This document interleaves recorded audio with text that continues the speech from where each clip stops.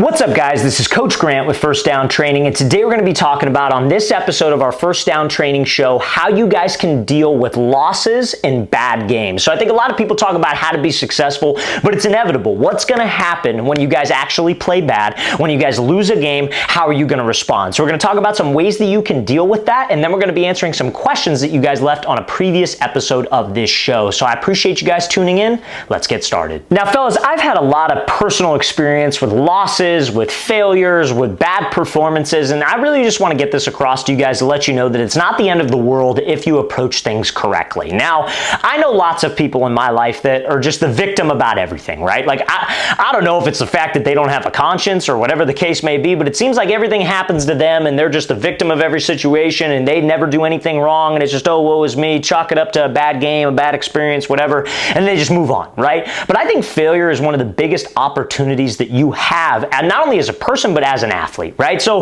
let's talk about a major failure that I had in my life. I've told this story before, so I'll try to keep it brief, but give you guys a little background if you've never heard it. I remember my first varsity start. We were playing Long Beach Poly, which at the time was either the 7th ranked team in California, or maybe the 9th ranked team in California, and I come out first half, let it rip. I was probably like, I want to say probably like 9 for 12 when it comes to passing completion percentage, throwing for 200 yards, had a rushing touchdown. We were hanging in there with one of the best teams in California, one of the best teams in the country, and we were definitely not ranked that. And I came into that game super high confidence, felt like I'd done all the work in the offseason, felt like I've done the preparation, and then second half when I come out, throw 5 picks. Not 2, not 3, 5. Okay, so went from the best half to the absolute worst half. And I remember after that game feeling so terrible about myself. I remember I put headphones in just because I didn't want to talk to anybody. Nothing was even playing. And I remember I went to my car. We would always have a post-game meal after a football game. It'd be all the junk food in the world, all the greatest food that you could ever possibly have. And I remember I didn't even go. I went to In-N-Out. I got some food. I didn't even eat the food until much, much later. And I just sat in my car and I cried for literally probably about an hour straight. Probably the hardest I've ever cried in my entire life. Okay? That's how much I cared, number one. But number two, it was just all based off of failures. So what I easily could have done is just fallen into a rut and been like, man, I'm not a good quarterback. What am I doing? I'm way in over my head, and fill my head with all this negative self-talk, right? And then that would have carried on into the next week. Probably would have played bad again. Probably wouldn't have cared as much. And then I probably would have gotten benched because there was a sophomore quarterback behind me who was very, very talented and very, very good, right? So what I did, though, that honestly helped me out in a lot of areas throughout my life, because I learned a lot about myself. I had failed before that, but never on that big of a scale. Imagine failing in front of the entire student body of your high school, right? And my high school, there was like 4,000 kids. We packed out the stadium. I was talking a lot of trash, like, oh, we're gonna beat these guys, like they're not that good, going at it with players, all that stuff. Putting myself in a very, very like high up position, I guess you could say, where I had to deliver, and I fell flat on my freaking face, you guys, like in the biggest scale possible. So obviously there have been people who have failed at much bigger scales than I have. Imagine like a fighter who's talking all this trash and he gets knocked out in like a minute, right? Like, so there are bigger failures, but what I learned about myself was how I deal with failure, right? So like, and this was nothing that I was taught. This was nothing that I was taught from my parents. I think this just genetically is who I am as a person, luckily, but I feel like it can be taught. And what I decided was like, listen, I failed majorly. That was awful. What am I going to do about it? Right? Am I going to be that guy who just sits there and woe is me, or am I going to figure this out? Because I don't ever want to feel this way again. And I want to go play in college. I want to make sure that I get a scholarship so my parents don't have to pay for school. So what I did was, I'm like, you know what? Where did things go wrong? Number one, night before the game, wasn't doing what I should have been doing, didn't get to bed at a reasonable time. I was out with a friend of mine and, I was eating not the greatest food. That week, didn't watch a lot of film. I could make and again, here's the easy part. You can make excuses for yourself. I could make the excuse of, well, it was week 1. We didn't have a lot of film of that team, so I didn't do it. I could have done more. I could have gone on YouTube and tried to find practice film, could have went on Huddle, try to find practice film, try to find highlight clips from other players that were on that team to try to get a better idea of what defense they run. What defense did they run last year? Can I take that into the game this week and just be a little bit more prepared? But I didn't do that. I made the excuse of, oh, okay, well, they don't have any film, so we're just going to go in and do what we do and we're going to go win. That was extremely stupid, extremely naive, and I paid for it, right? But again, I learned a lot. So that's what I'm trying to get across to you guys. guys. Like everybody hears the quote, you don't fail, you either win or you learn. That's very, very true. As cliche as that sounds, and you hear that said everywhere, but that's honestly the truth. You either win or you learn. So I took that and I made sure that I prepared like a madman before every single freaking game that year and for the rest of my playing career into college.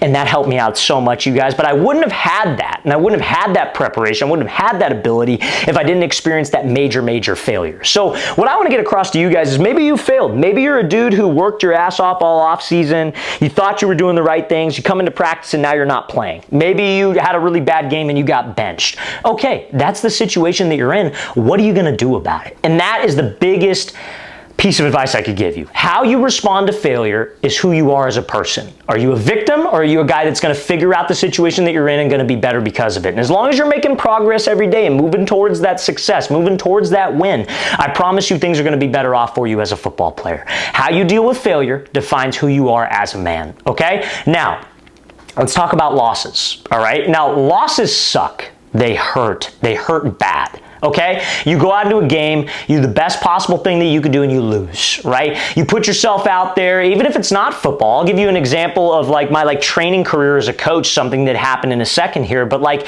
you put yourself out there, you go after something, you go after a goal, you try to have a camp, this is the situation I'm talking about, you fall flat on your face and you lose. You lose big time. You disappoint people, you let people down, you play really bad, whatever the case may be. So I'll give you a scenario because again, it's all about what you do with it, whether it's failure, whether it's a loss in a game, what a bad practice, bad situation. You just got to make sure that it doesn't happen again. Life is all about learning, in my opinion, right? And life is all about dealing with pain. It sucks. It sucks to fail. It sucks to lose. You know, you lose a relationship with somebody, you lose a friend. All that stuff sucks, but you got to look internally and be like, okay, what can I do to make sure that doesn't happen again? And that's responsibility, that's maturity, and that's being a man for you guys watching this who are young men, right? So I'll give you an example. Like I said, we had a camp, very first year doing our training camps, right? So we travel all across the country to do our football training camps, right? And so we decided to have one in Houston, Texas. And so I was very busy. I didn't have anybody working for me at the time. Now I have, you know, a team of guys that work for me, which is great, and they do an awesome job. But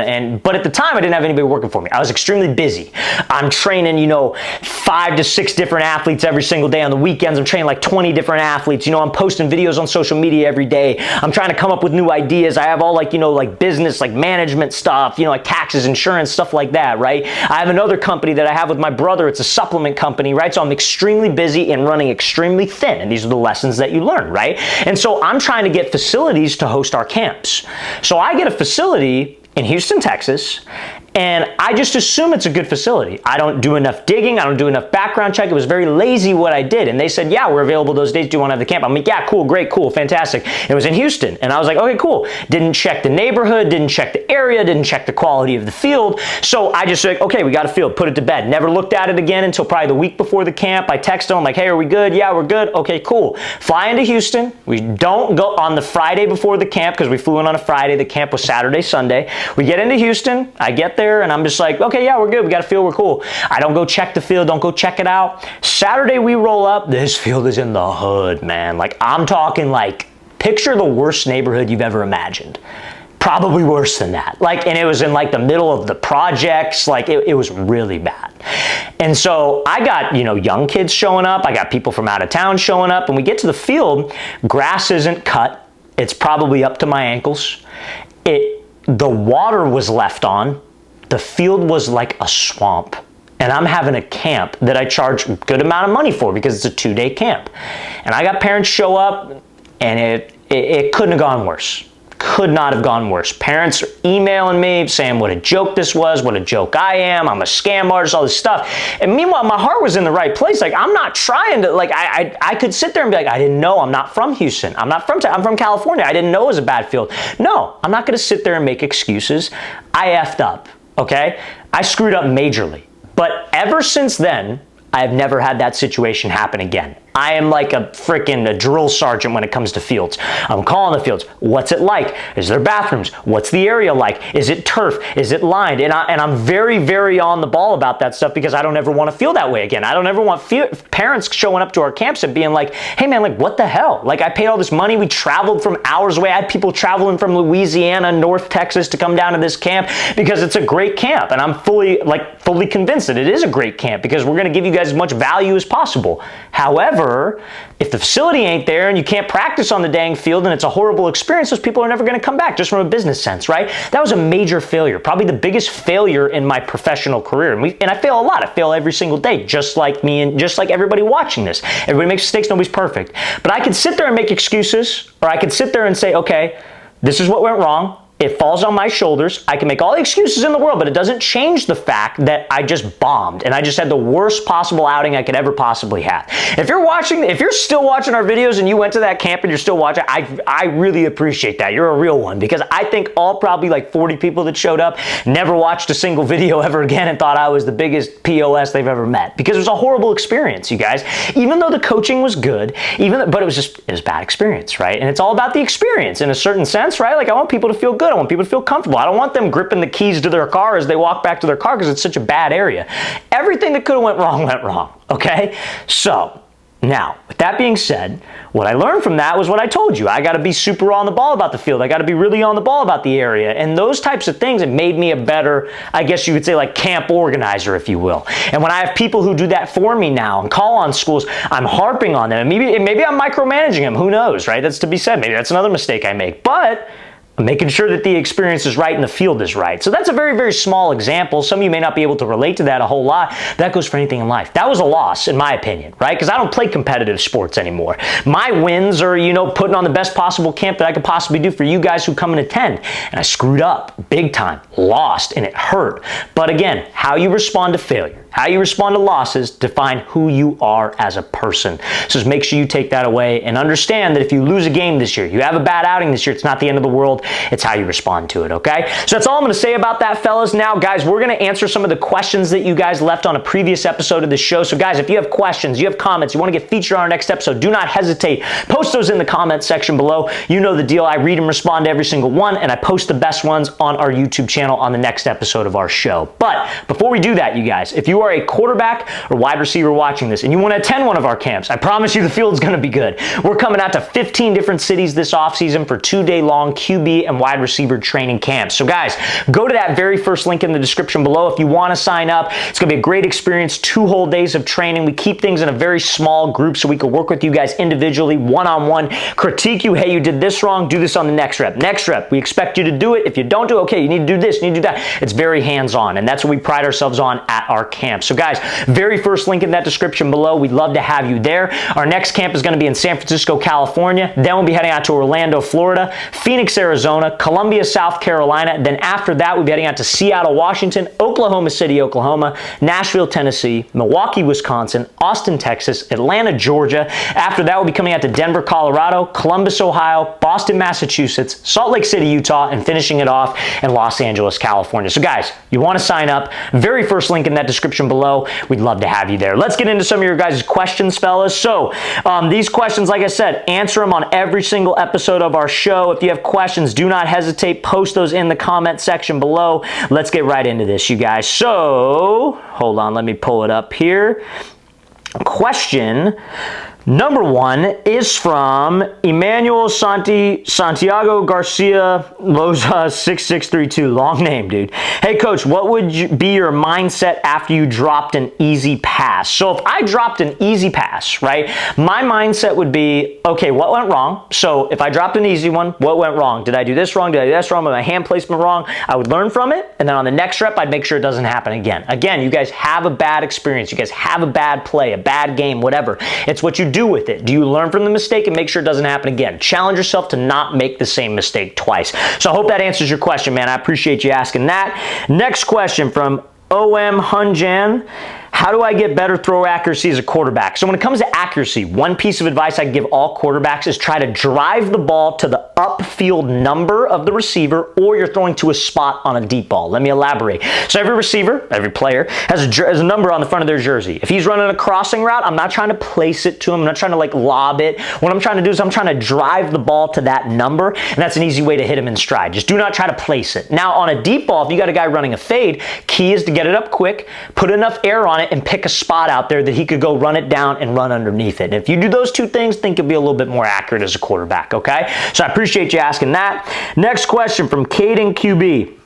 I was wondering how these little kids got these damn offers. I was starting to think I was doing something wrong as football dad. Great video as always. I actually have a question this week. My son is in 6th grade, plays quarterback. He's a strong leader, well respected. A coach he already knows and trusts asked him to transfer to his school in 7th grade to play quarterback. Should I let him transfer or keep him at his current school? I want to make the best choice for his development, leadership, exposure, and future opportunities. What factors should I consider when making a decision? So here's the deal. If you're a youth player, like 6th grade, 7th grade, maybe not 8th grade, but like 5th, 6th, 7th, 4th grade, whatever. The key is to develop and get you ready for high school. So if you're on a team that you feel is not getting you ready for high school, maybe the coach doesn't focus on development, maybe it's not, like the most, I guess you could say, intelligent coaching staff, and you could go elsewhere where you feel like you'll develop as a player, even if the competition maybe isn't as great, but you could develop better as an individual. Again, football is a team sport. I'm not saying be an individual and just be looking out for yourself. You got to look out for your teammates, and you obviously want to win. But if you're looking to go to a different team, just make sure it's going to put you in the best position possible to succeed at the next level, which would be high school. And that's what I would say to you when factoring into your decision of transferring when it comes to like youth teams, okay? So I appreciate you asking that, sir. Guys, that does it for this episode, but I hope this is able to give you some value. Hope you guys learned a few things about this, about failure, about success, about losses, and how to manage it. And again, guys, if you have questions, stuff you want to ask me, do not hesitate. Post those in the comment section below. I'll get back to you and feature the best ones on our next episode of our show next week. But again, guys, appreciate it. We'll see you next time.